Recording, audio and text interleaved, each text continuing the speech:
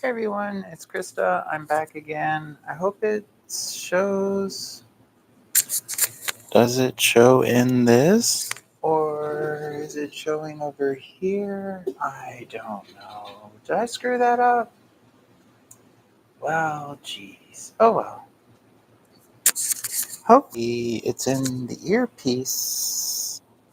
Oh, there's an edit button. What does that do? Details, blah, blah, blah.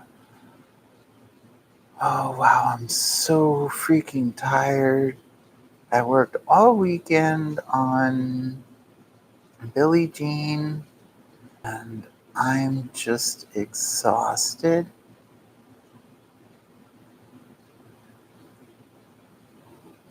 I don't know what. That mutes it. That says live. That's the time. I don't know. I mean, oh, maybe you're over here. Is all of the volume coming into this? I don't know. I don't know. I'm watching the little dots on the screen. Who knows? Who knows? Okay.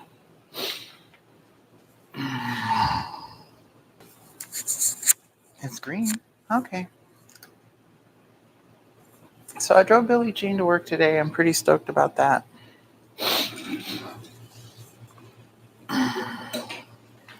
It's been a lot. Oops. It's been a lot of work and getting my butt kicked. It's just been a lot of work, you know?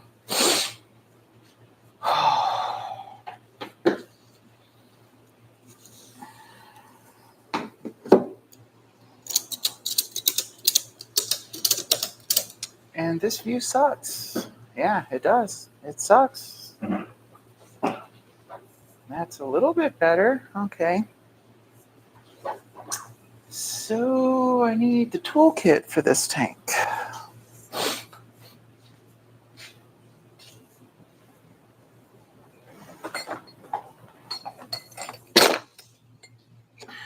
This is the toolkit.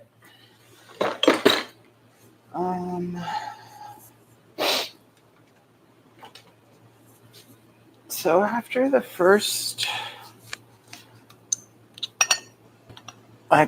we've been using the initial drill we bought with the green tools for the longest time, and when it died, I was really sad because everything I used since then was just really abrupt and scary and harsh and just difficult to use.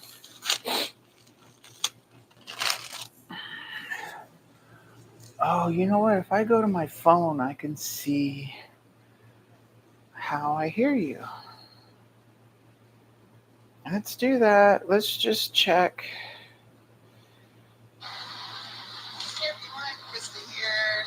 Nope, you shut up. Okay. And that's totally loud. Okay. So you are coming, you're resting on my breast right now. That's where your ear is. Okay. Put my phone away.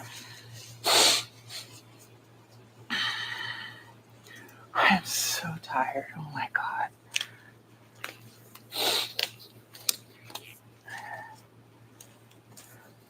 Hey, Lyndon, you're here. Good to see you again.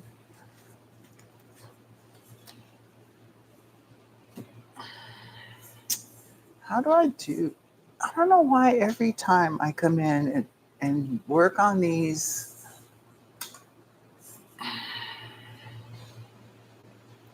I always have a struggle getting the angle or whatever. I don't know. Okay. So we're using the new drill. Hopefully it can cut this out without scaring the F out of me. Because what happens is that when a tool doesn't have the finesse, it kicks and then literally it just scares me. We're going to have some vacuum.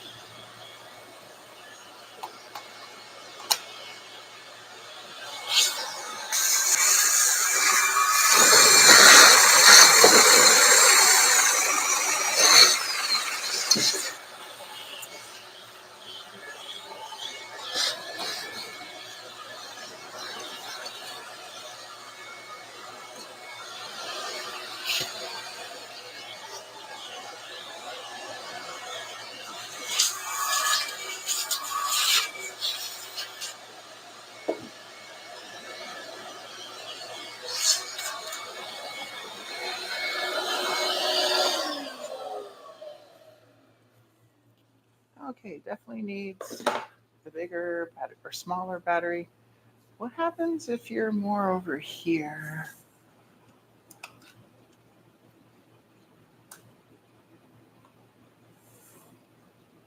Maybe that'll be a better view. You did. That's okay. I wasn't able to watch. Actually, the live wasn't on YouTube. The live was on Facebook.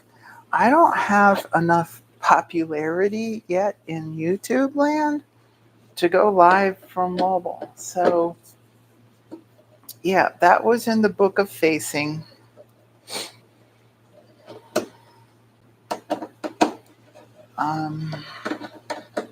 I think on Facebook, if you search for Krista May K, just the letter K at the end, it's KRISTAMAEK. I think then you can find me. So I was live on the book of facing, and then I got to work and downloaded it, and then uploaded that to YouTube.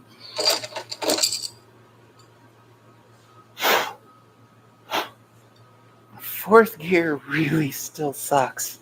Okay, I'm going to put these two tools. Wait, I have to keep this. Never mind.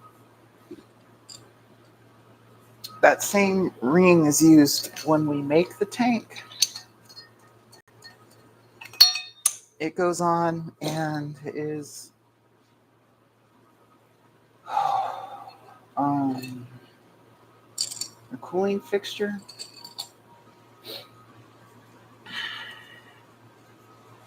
But I need the number 3 screwdriver in here still for the next steps.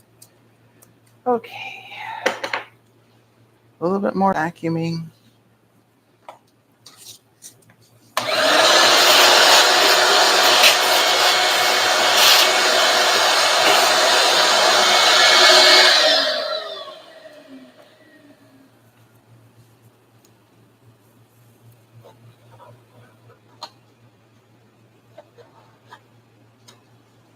So yeah, once I got rid of the drill was normal. So, okay.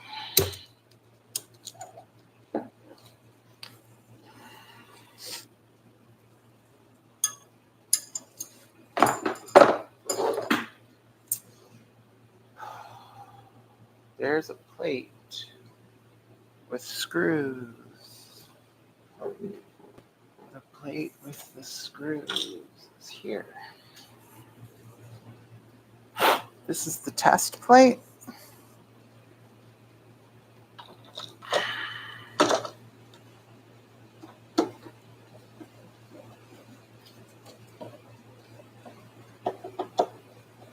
It's the same plate that a shop told our customer has the wrong O-ring on it and that it doesn't work, even though it works. So that's my other kind of grumpy video in the list. I talk about the magic of trying when I simply tried to make it work and then it worked. It's the same piece, the same O-ring.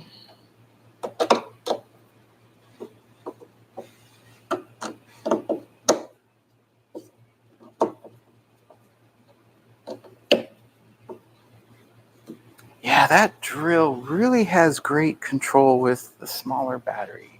It really just, I can't state enough how happy that thing makes me. All right, so the next thing we're going to do here is we have to seal off this area. So this is where the filler goes, but it's also, there's a hole there in the middle where the vent tube lives. When we, there's a vent there for manufacturing.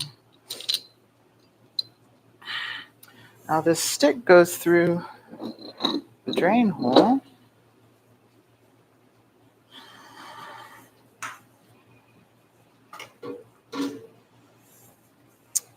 And that keeps the drain tube from breaking when we pressurize the tank.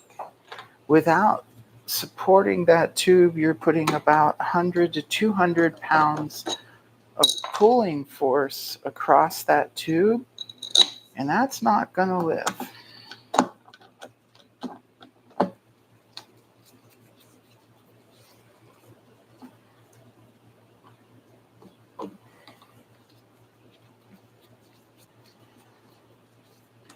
Holy crap, I could lay down and sleep for 8 hours, and I just got up to come to work. I mean, it's not like I didn't sleep last night.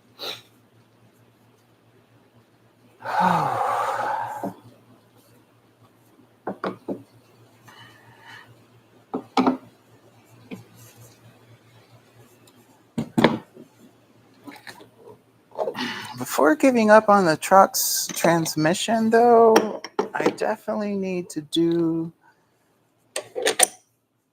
some attempts to adjust it or something.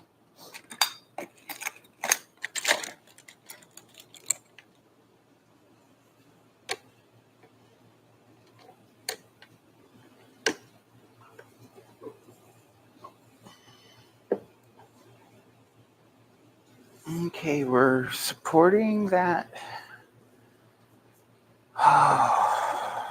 tube thing. And we get our pressure tester. So we've got our proprietary off-brand whatever green fittings. We have a 5 psi regulator, a needle valve, a gauge, a pressure release. We're going to put a few psi.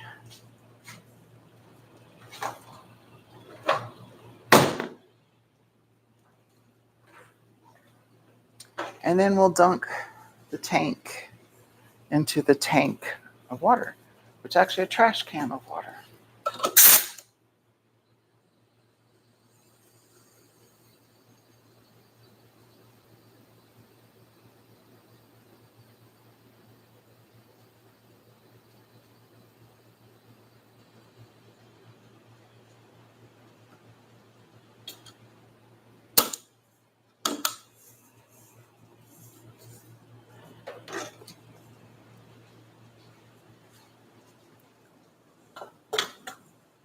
All right, we'll tilt you up.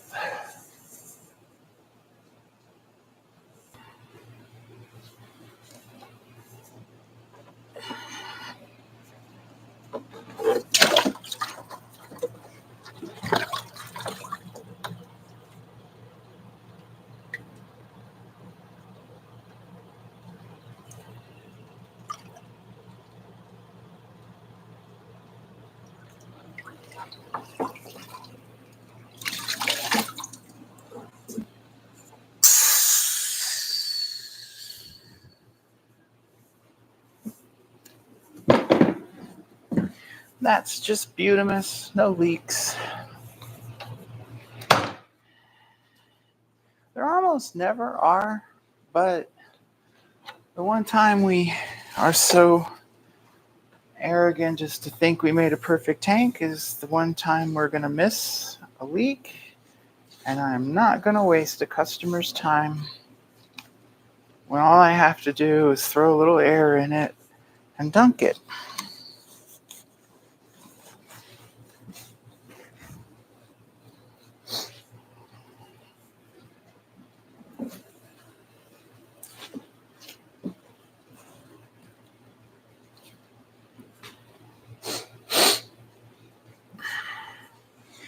Today will be the first time I go to my new favorite gas station and fill up with diesel. I don't think I'm going to fill up though. We'll see. I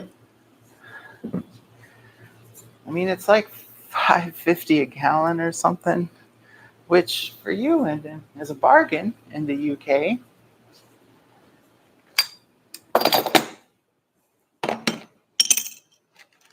You'd probably love to get fuel for single digits of price per gallon.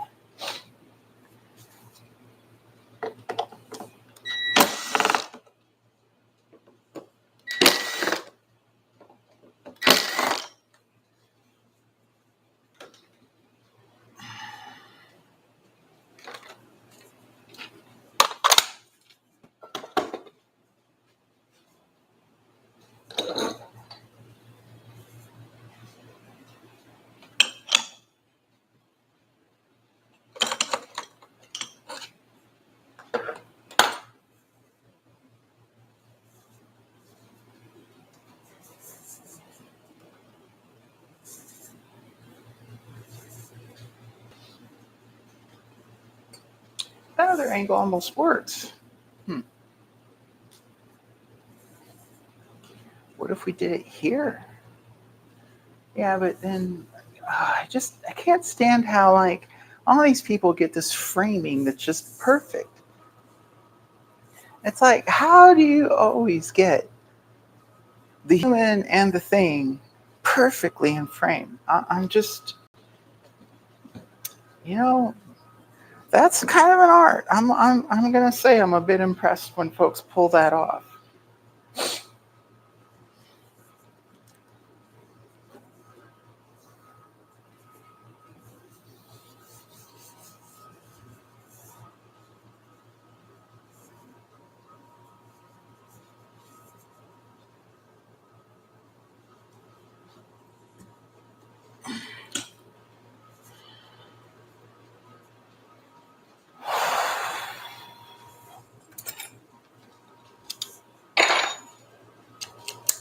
I guess I didn't need to save that big screwdriver if I've got this.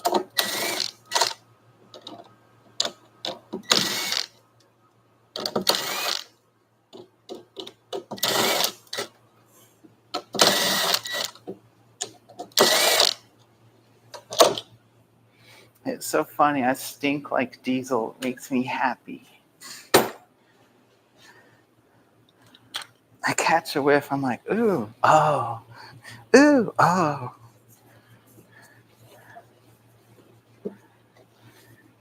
Like the day after and you're at work and you still smell sex and you're like, ooh, ah.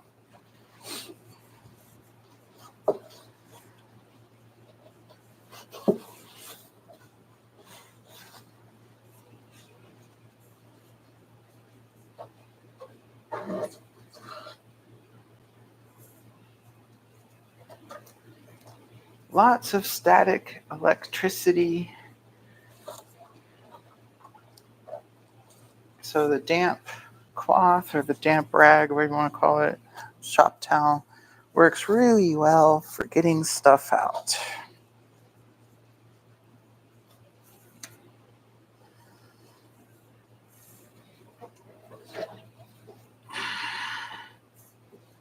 Okay, so we're going to drill.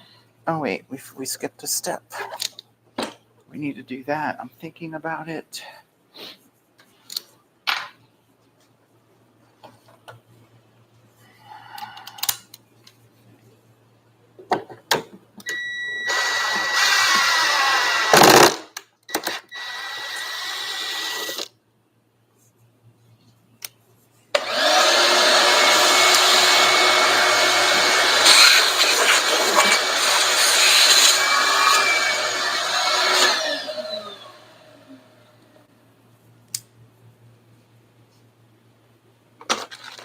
We supply customers with this that screws into there.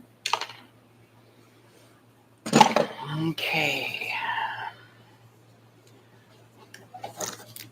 Now we're going to drill on this with the hole saw. Now here the trick is the stupid drain goes right behind here. So once it's done cutting, you've got to stop.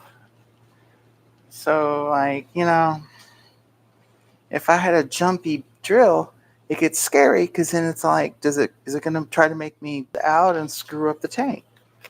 But we have the happy drill, so that's not going to happen like that.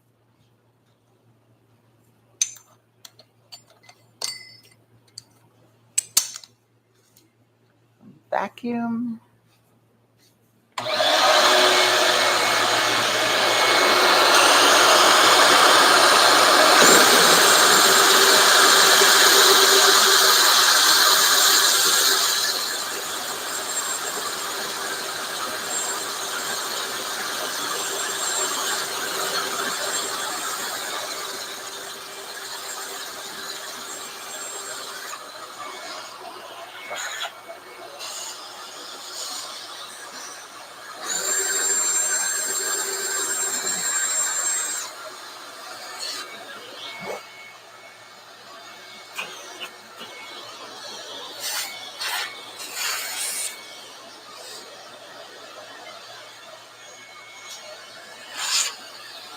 Now I have to take off this edge because this is smaller than the hole.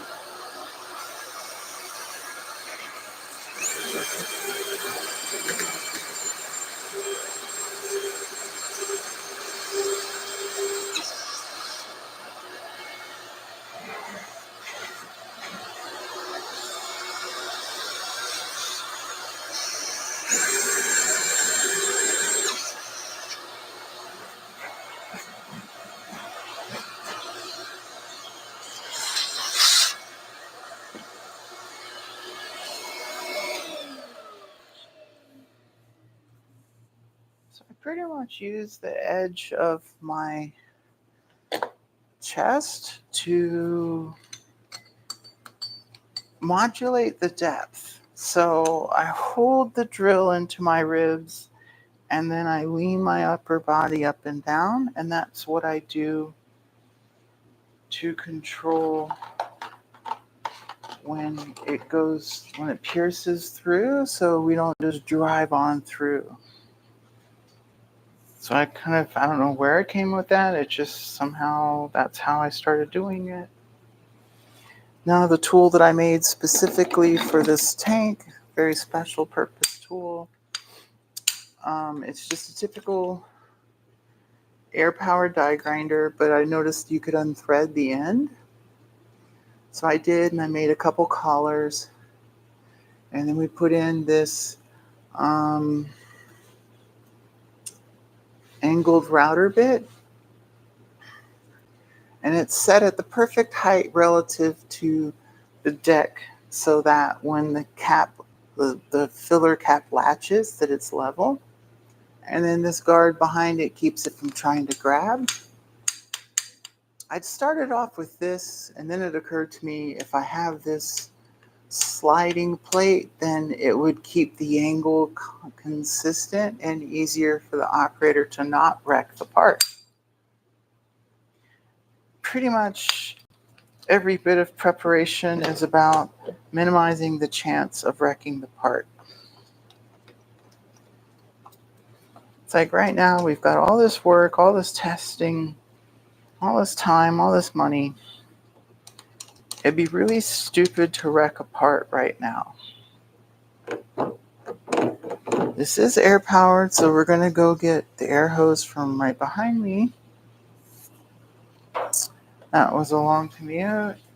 And then we're going to get our ear protection and the vacuum.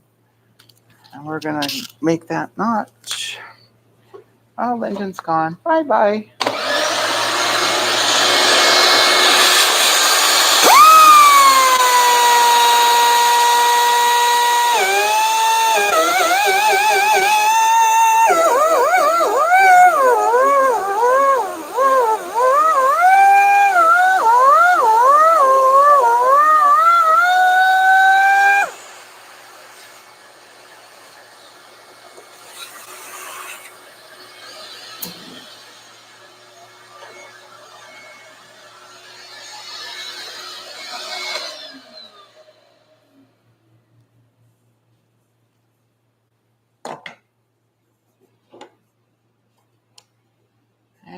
is going to be vacuuming again in a second.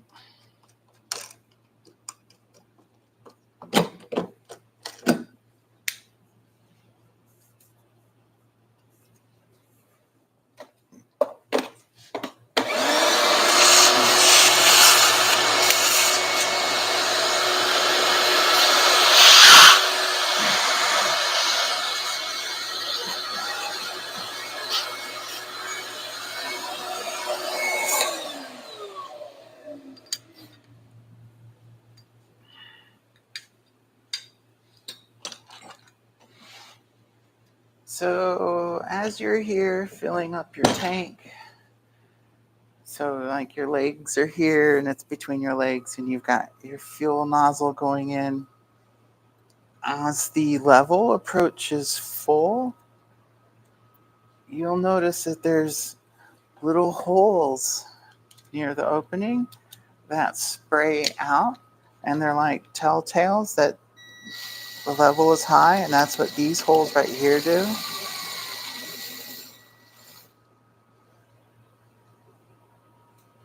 So they go from the edge of the fill tube to inside the tank.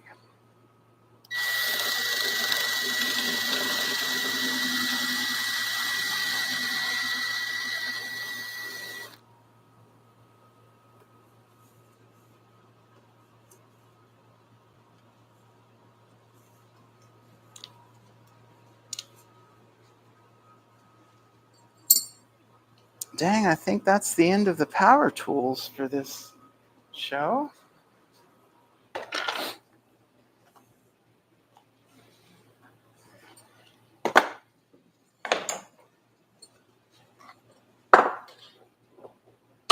Next up, we are going to trim the tank with a hobby knife.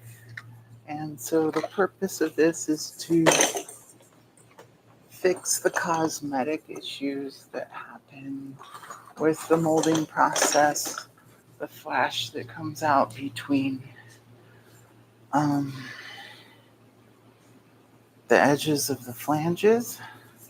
So I'm going to lower you back down. You're lowering, you're lowering, you're lowering. I'm going to put you in action.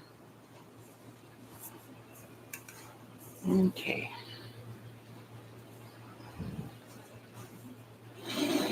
And maybe we'll move further away from the light. Oh gosh, I'm still so tired. Yeah, that's fine. Thanks, Lyndon. It's always great having you visit. Always appreciate when you drop in and say hi.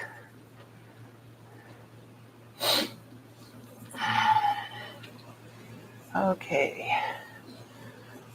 I don't know. We'll see how this works.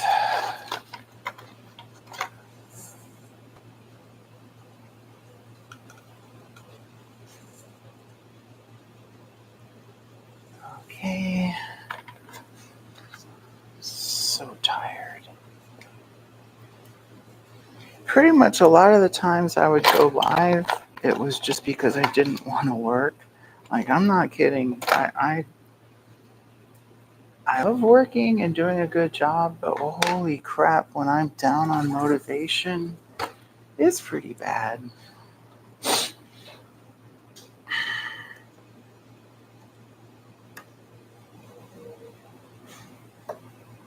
So the black you see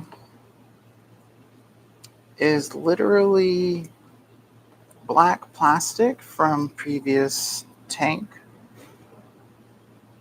we've molded. And it tends to get trapped in the edges, or anything hollow will trap plastic, and it'll have plastic from previous molds, previous bakes, I should say.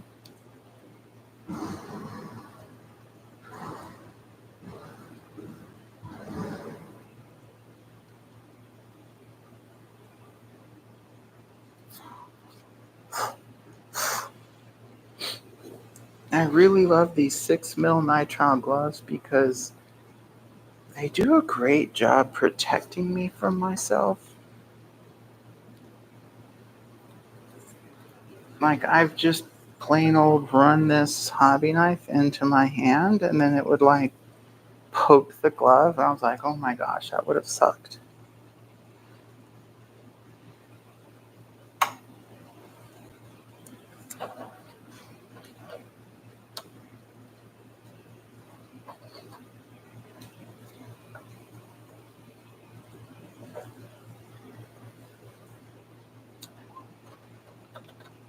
All of the cutting operations leave stringies.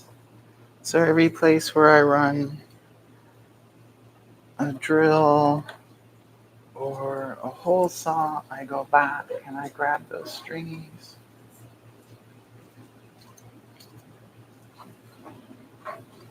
And I'm just always trying to remove chips all the time. I don't save it up for the end. It's a false economy. There's always more. So whenever I see chips, I go for them and remove them. And then as I think I'm finished, I'll shake the tank or bonk it and then knock more of the chips down.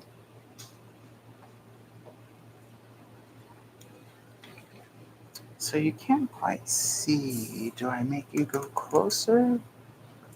Maybe that works.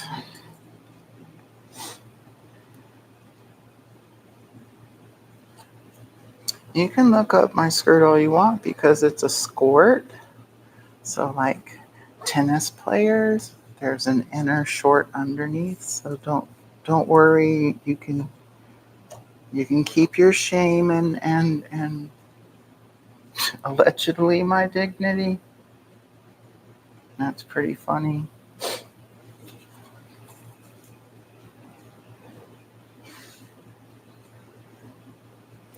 Pretty much my outfit choices every time. What shirt can I match to which striped socks? And it was all decided by the skirt is gray. So today is black and gray.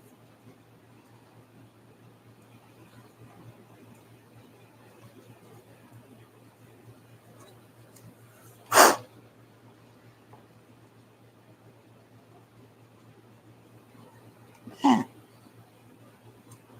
So now we're just going around all of the, they're not seams. People want to call them seams, but they're really not.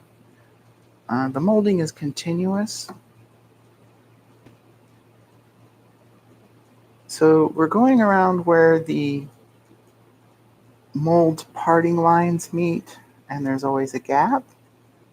Rotational molding does not need much precision, so therefore no one really cares, and there's always flash.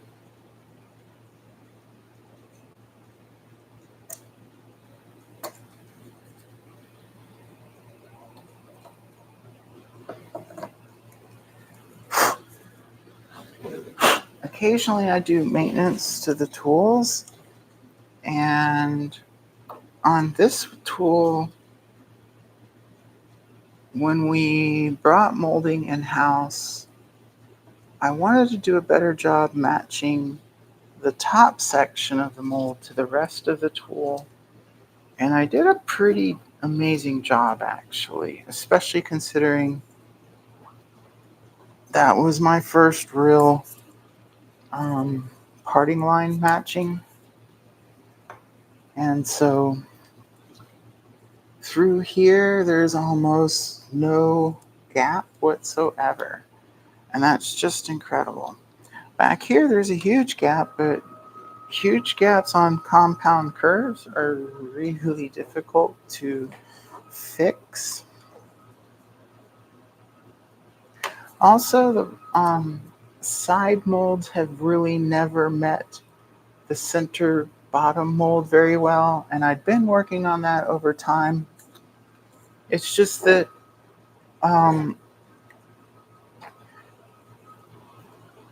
when you've got a polished face, so like the entire top of the mold is polished, I really don't ever want to disturb that and alter his polish, because then you have to polish again, and you're going to introduce flaws, and you're going to introduce waves, and all of that is bad.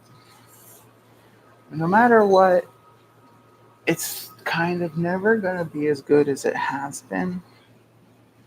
So it's best to get it polished the best you can and then stay happy with it for as long as humanly possible. And then what I try to do is just simply small maintenance polishing jobs to get rid of small spidering, or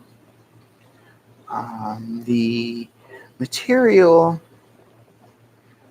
The polyethylene powder actually scratches as it rolls around. So every now and then you do need to kind of just buff it out a little more. And so buffing isn't the end of the world, but like you start the face, and now you need to get out the block sand, the blocks, do block sanding, wet sanding through all the grits to get rid of anything. The last time I was doing maintenance, I was trying to take the edge off of a feature that was gripping the part and making it a little difficult to extract the part. And the abrasive wheel I was using exploded, and I didn't tape up and cover and protect the middle of the tank. I was just being careful. And so it created a scratch across the top of the tank that I had to polish out. And I literally cried, because I knew that would be at least a month delay, and it was.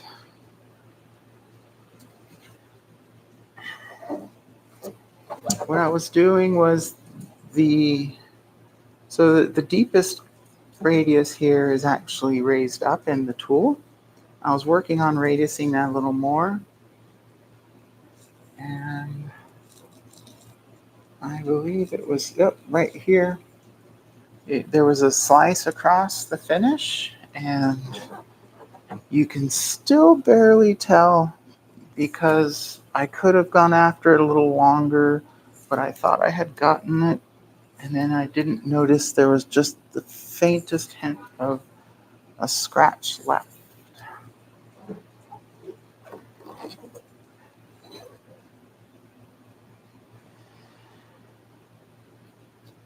Okay, I think I hear UPS. Do I hear UPS? No. Okay. If we heard UPS, we'd rush to get the boxes out. Okay, what am I doing? I guess down here.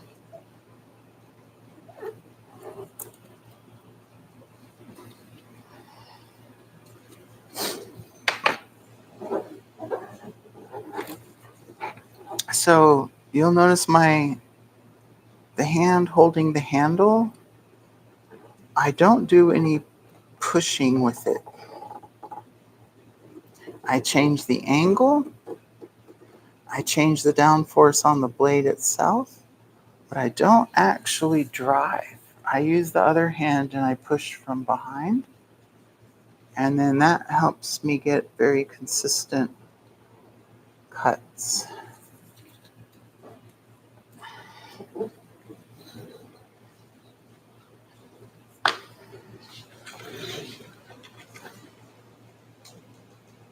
Another thing that helps is that I've found, for me, if my handle is on the higher side of a joint, it seems I get better control.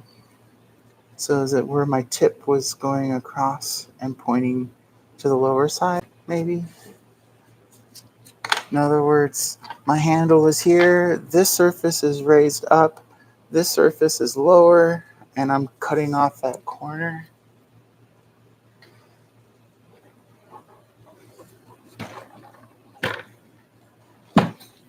This section of the tank is the most difficult, thickest, and it's like the most important because it's also the most obvious.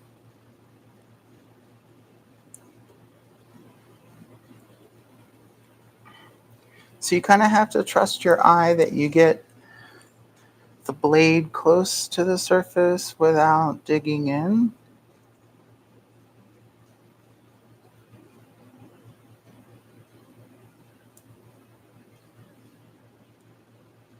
And then where it's thick, you have to put so much force in.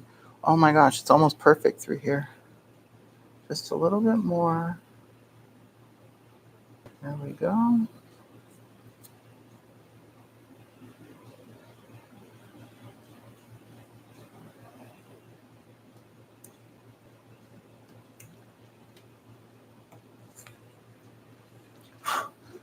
It's good to not make too many passes, then you're not whittling away, but it's kind of hard at the same time because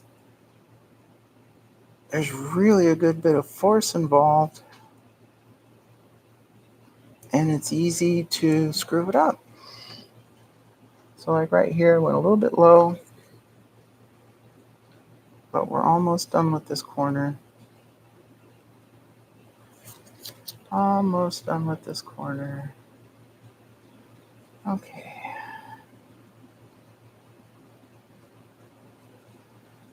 Let's leave that be and keep going. I might come back and do more based on how big the seam looks from like other angles. We'll see. We'll seam. And I shouldn't say a seam because it really isn't. As the plastic rolls around inside, it is continuous. It's a continuous glass. And it solidifies as one giant set of molecules, so there are no edges inside.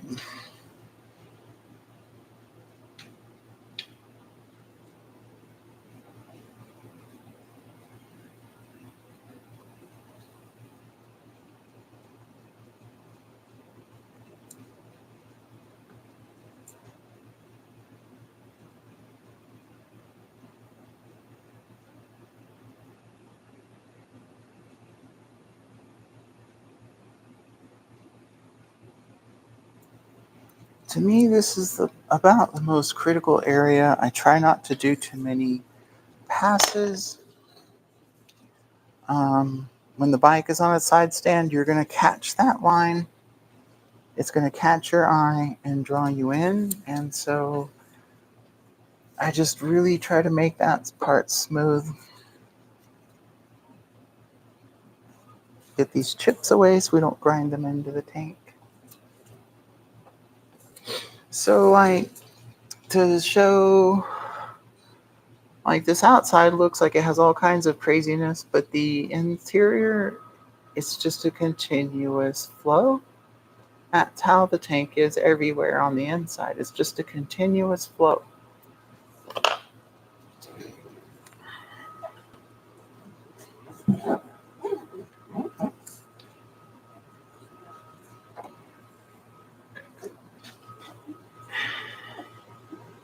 For these spots, it's great to have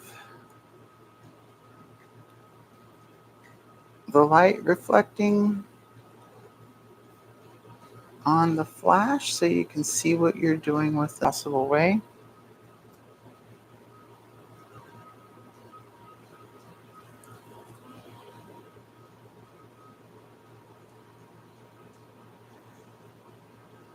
I mean, there's no getting around the flash lines.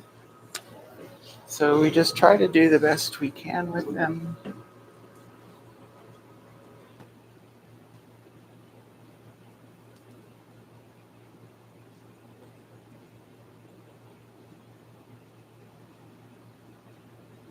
And then, of course, there's also very careful with my tool discipline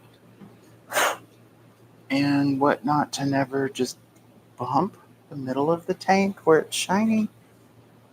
Yeah, there's a little point right there. Easy. Perfect. Okay. So like you heard the click click. Like we don't ever want to make that sound on the top.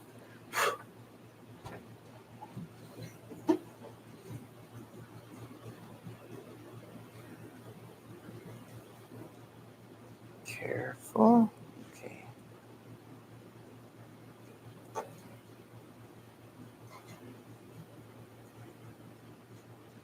What's crazy is that here where I did the best job with parting line is the most difficult to trim because it's really just so delicate.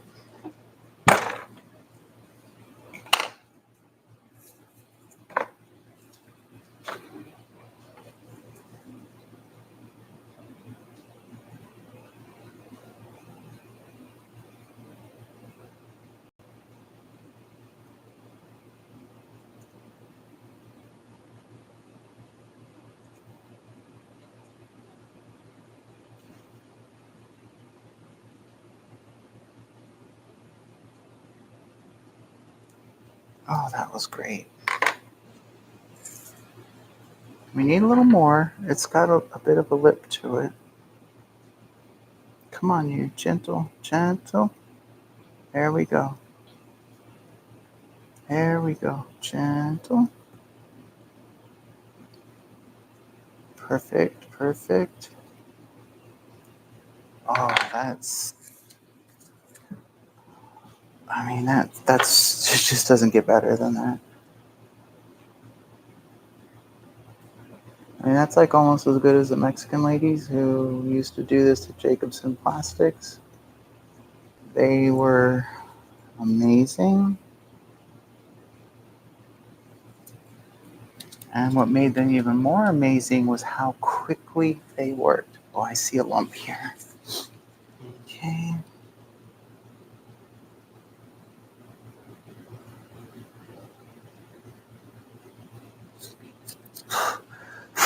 Like they would just shoo, like holy crap.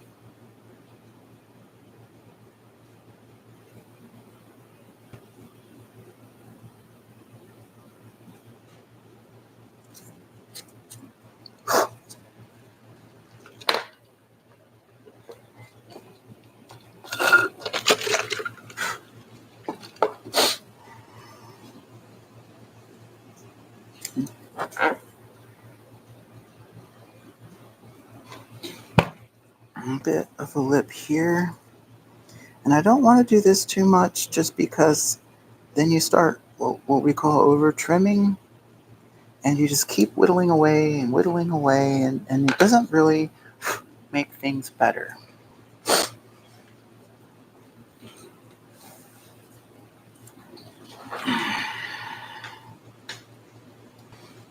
Okay.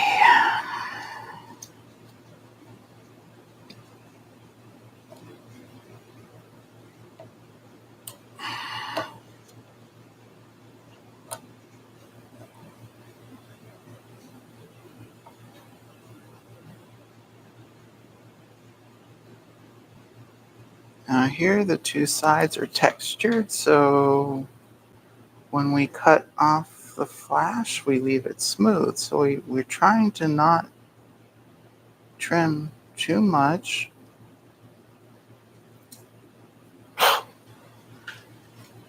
A little bit of black kind of pulled through. There's not much we can do about that, honestly. There's always going to be a little bit of contamination.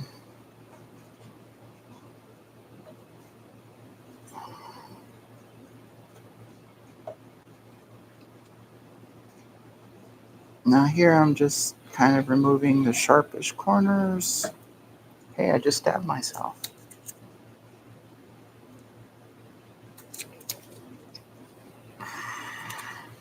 It doesn't even really felt like it should have hurt, but I guess I'm okay. Trippy. Didn't even cut the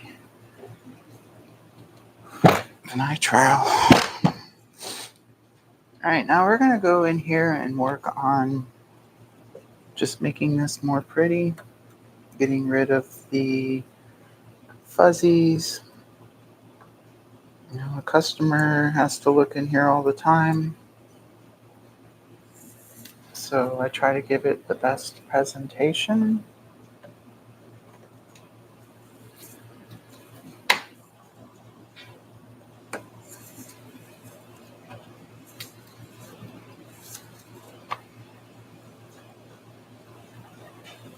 And I say the customer looks in here all the time. You know, I had a Ducati Monster for, I don't know, 8-9 years.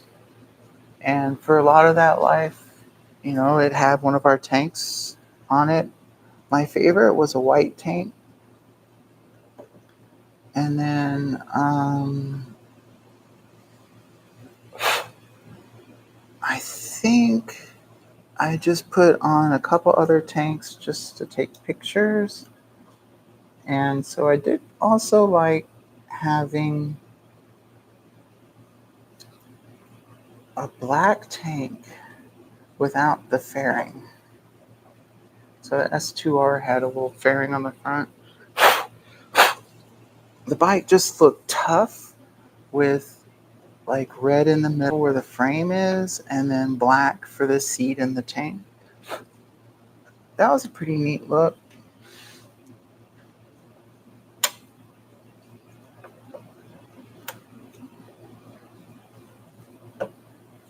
So I'm trying to figure out how to get this piece off. There, we got it. Yeah, stringies. I just don't like the little stringies. I want it to look pretty and have a good appearance.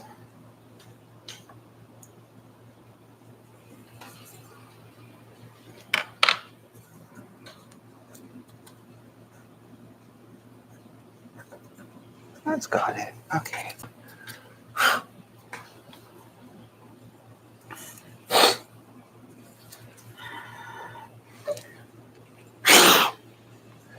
So this section here at the front, just really the mold pieces don't line up at all, and I'm just left trying to make the best presentation I can.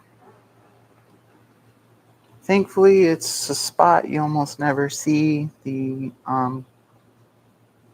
ignition is up in here and the ski boot latch, so like, you know, the spot just doesn't get much exposure.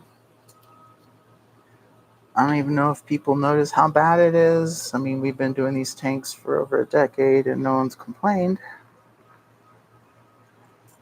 Come on, you. Let's go. Let's go. There we go. Oop. Okay.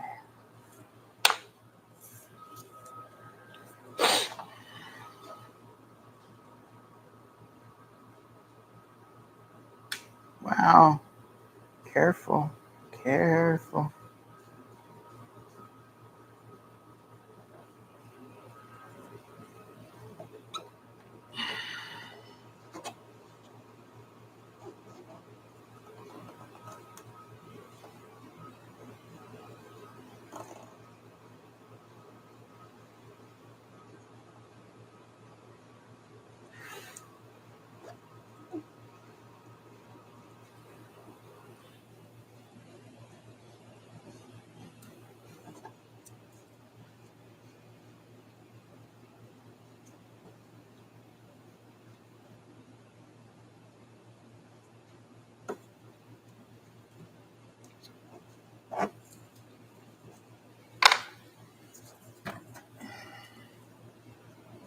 Alright, so let's just do a little something right in here to make it sort of look even from this angle. It's just like you've got a couple dimensions of things not looking even, and it's hard on the OCD. You know, that's what it is. It's hard on the OCD.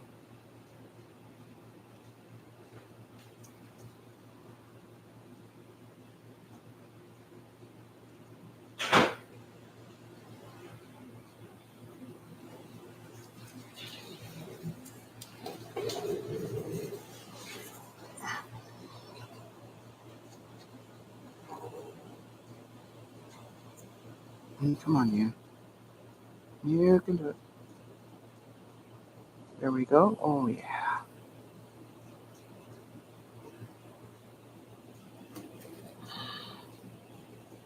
A little bit more.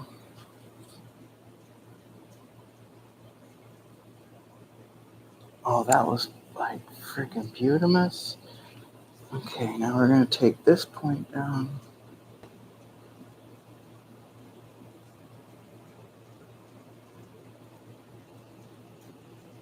Yep, we're done.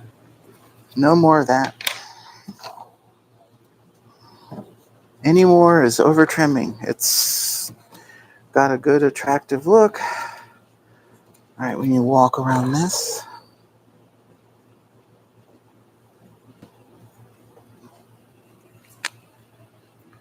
Okay, a little bit of a chingus.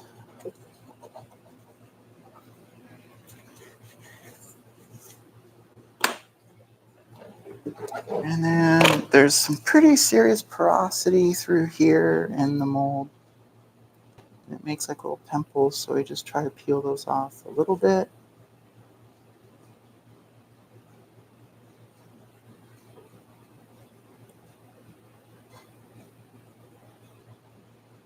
And they almost always pull out some of the last color that was in the mold, like always.